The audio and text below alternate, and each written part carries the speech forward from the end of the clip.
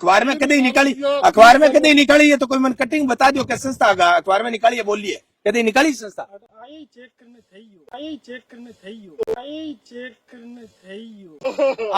ये बात बिल्कुल मैं ही आया हूँ चेक करने और कोई नहीं आया था आज तक। हर तीसरे महीने ऐसी संस्थाओं की मीटिंग होनी चाहिए। हमारी जो मीटिंग है ग्रामोत्थान विद्यापीठ समिति की वो हर 3 महीने में होती है। अरे मैडम जी बात बहुत बहुत धन्यवाद जी। साबू में मांग करी भी साबू झट थे आ बात कह दी मैं तो हर तीसरे महीने मीटिंग करवावा। लेकिन यूँ पहला थे अटा जगह बंदा छोड़ रखे बा ना तो समझा दियो अरे क्या कोई पत्रकार आ जाए तो बिन कितने महीना की कितने साल की मीटिंग को बोलना है। कोई कौन बैठा है तो आप ही कमेटी बैठा है हटावे की कमेटी 3 साल का चुनाव हुआ है। जब जमीन देनी हुई ठेके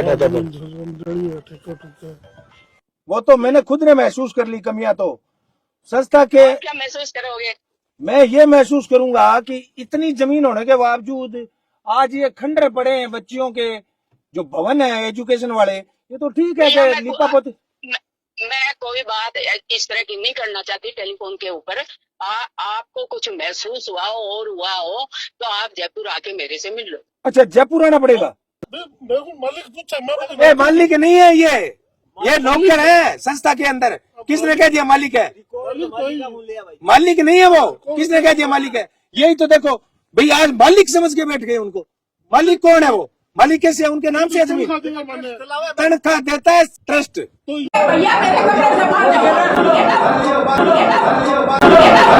मीटिंग अटकद हुई लास्ट बारी तेरे याद हुआ तो मीटिंग 3 साल हुए 3 साल हुए। हाँ आ कमेटी है जी अठे लास्ट बारी 3 साल पहले भेड़ी हुई। 3 साल पहले मिली हुई है। अब 3 साल टाइम आने वाला मीटिंग में 20 साल रिकॉर्ड मेरे को नहीं कितो हुआ क्या हुआ कुछ हुआ। चलो बता दियो तुम्हें लारले साल रिकॉर्ड कौन बताऊं? आई तो बात है नहीं मैं पाकिस्तानी है तो मैंने क्या बताओ थे तो किन बताशो थे। हमारा कहना ये है आज जिस खंडर के अंदर वो संस्था चल रही है यहाँ पर पहुंचने के लिए जिस प्रकार से जंगल से आना पड़ता है संस्था के अंदर और नेत्राम जी ने जैसे खुद बताया 2.5-3 साल से तो यहाँ पर मीटिंग होती है। कोई अखबार में कभी निकाली, अखबार में कभी निकाली है तो कोई मन कटिंग बता दियो क्या संस्था अखबार में निकाली है बोलिए कभी निकाली संस्था? ये बात बिल्कुल मैं ही आया हूँ चेक करने और कोई नहीं आया था आज तक। अब मैं आपको इतना कहना चाहूंगा आकर वीडियो बनाकर चले जाना ये मेरा मकसद नहीं है। मैं चाहता हूं कम से कम कि इन सभी आसपास के गांवों के अंदर पढ़े लिखे नौजवान एक गांव में 5 भी जीवता आदमी अगर मिल जाए तो मैं कोशिश करूंगा बा आदमी देखने की। पिछले 3-4 दिनों जब लगातार आप बात की भी माजन गए अंदर ही सामू स्वामी केशवानंद जी आपकी पूरी जिंदगी खपा गए जिसकी संस्था खड़ी करी। और ये एक संस्था का मैं बता रहा हूं उदाहरण ऐसी 250 से 300 स्कूलें थी जो आज हर जगह सूरतगढ़ संग्रिया जहां जहां पर थी सब जगह कब्जा हो गया एक संग्रिया वाली को छोड़कर। और संग्रिया जो संस्था चल रही है उसके भी ट्रस्ट के अंदर आज भी वहां पर भी दखल अंदाजी देते हैं कभी चौटाला परिवार तो कभी कोई और। ये तब होता है जब जनता गुलाम हो जाती है। आजाद भारत के अंदर गुलाम जनता का सबसे बड़ा उदाहरण ये देख सकते हो आप।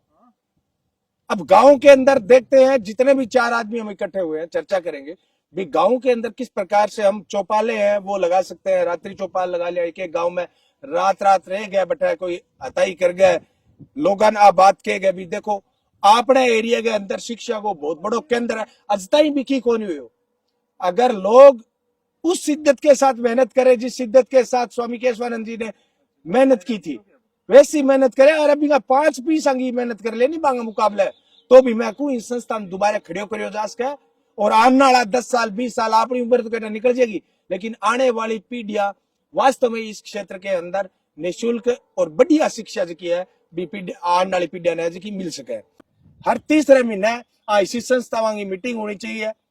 सदस्य ज्यादा से ज्यादा सदस्य बनाने के लिए ओपन रजिस्ट्रेशन होना चाहिए। सदस्य शुल्क रख लो आप। और उसके बाद में कमेटी है तो कमेटी में कोई आदमी स्थायी नहीं होना चाहिए चाहे वो अध्यक्ष है चाहे वो कोषाध्यक्ष है। सुचित्रा जी आर्य आज अध्यक्ष है पता नहीं कितने सालों से है वो और वो उस परिवार से है चौधरी कुंभाराम के परिवार से। ये दुर्भाग्य नहीं है तो क्या है। मैं जिंदा जमीर के लोगों से आह्वान करता हूं कि हमारे क्षेत्र का ये बहुत बड़ा शैक्षणिक मंदिर है इसको बचाएं। आज ये कम से कम खड़ा आपको दिखाई तो दे रहा है, आने वाले 10-15 साल में ये ईंटें भी कोई ले जाएगा। यहाँ पर कोई स्कूल नहीं बचेगी, कोई संस्था नहीं बचेगी और इस जमीन पर परमानेंट कब्जा हो जाएगा।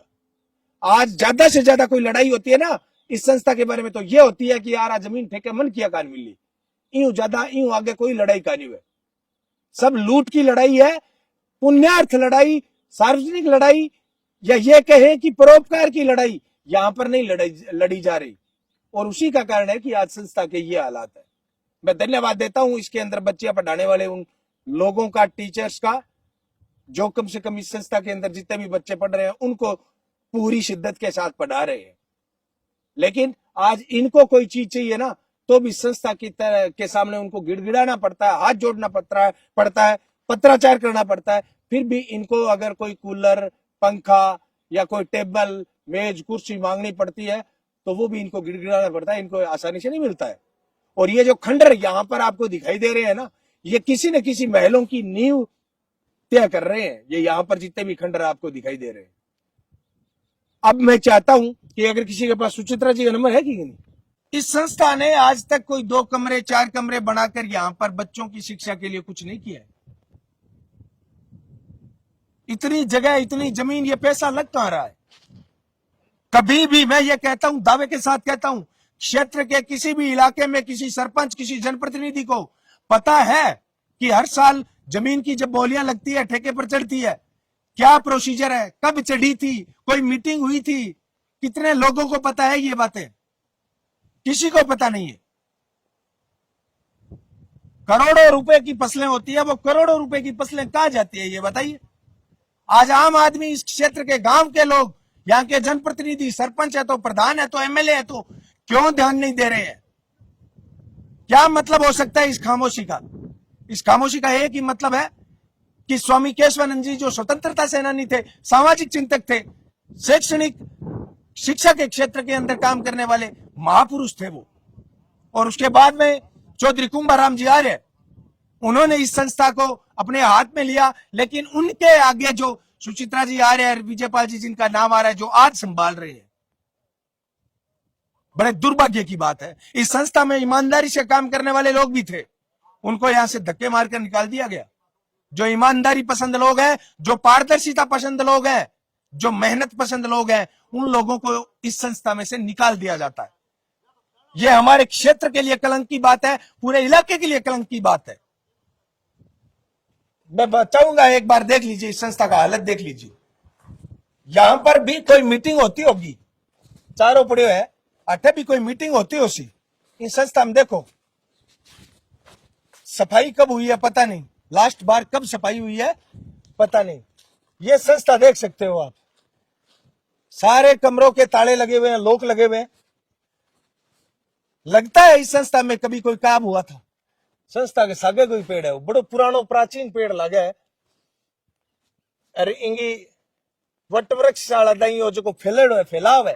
काश संस्था भी इन साबू फैलती आसपास के एरिया के अंदर, लेकिन बड़े अफसोस की बात है।